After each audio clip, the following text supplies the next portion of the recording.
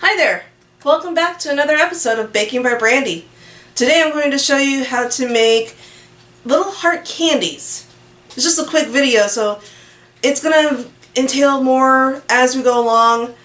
I'm going to be making a little Valentine romance parfait for Valentine's Day. So we'll make the heart candies. Let's get started.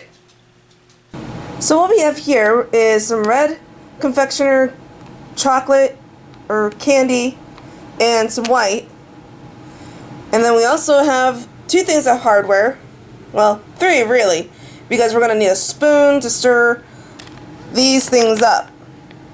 And these, all you do is you melt these in the microwave, so that's going to be, I guess, your fourth hardware. But right now I've got a measuring cup, and this is our little mold that I'm going to be using to make the hearts. Now you can get these at any baker's, baking store, craft stores. They might have them too, like Joann's or anywhere where they do candy molds.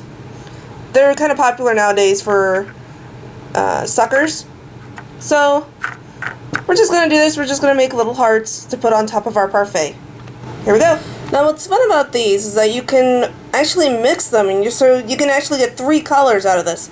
I'm going to mix the red and white together so we can get a pink heart, and then later I'll do just red and then just white. So we now have liquidy pink chocolate candy mix. This took me about a minute and a half to get it this liquidy. It's going to be kind of thick, so I would want to pour this into the mold, but I think I'm going to just have to spoon it because it is thick. The only way it would potentially get thinner is if you use water, but I highly not recommend doing that. This is basic, just getting the candy melted and then putting it in the mold. Melted candy, mold. Got it? Good. It doesn't look like much now, but I'm going to give it a little bit of a tap to kind of get it to like that, where you see it's starting to fill in all the spots.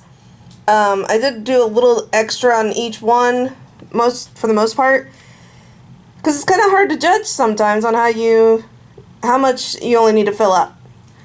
The excess is okay, because once these go in the freezer and then they freeze, give it about an hour, maybe two, then you can always pop the excess off once you get to that point. You could also scrape it off too, but you might run the risk of actually, damaging your hearts. In fact, there's a really good one right there. Look at that one. That's a beautiful one. Anyway, so I'm going to finish tapping this out and then put it in the freezer, and then we'll see what happens after that. Okay, just to let you know, I did go ahead and use my icing spreader to spread it out a little bit, and hopefully this won't cause too much of a problem when I'm trying to get the hearts out. So it's been plenty of time since I put these in the fridge, or freezer. Freezer would be better, that way they become more hard for you. And as you can see, some of them are cracking, or the bits of chocolate is cracking off of this part, which is perfectly fine. We want that. And I'll see if I can get one here popped out. Another reason why I tap this before I put it in the freezer is because if you notice here, this one here, there's a bubble there, there's a couple of bubbles there.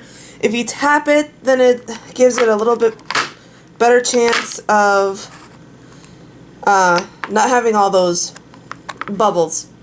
So let's see what I can get out here.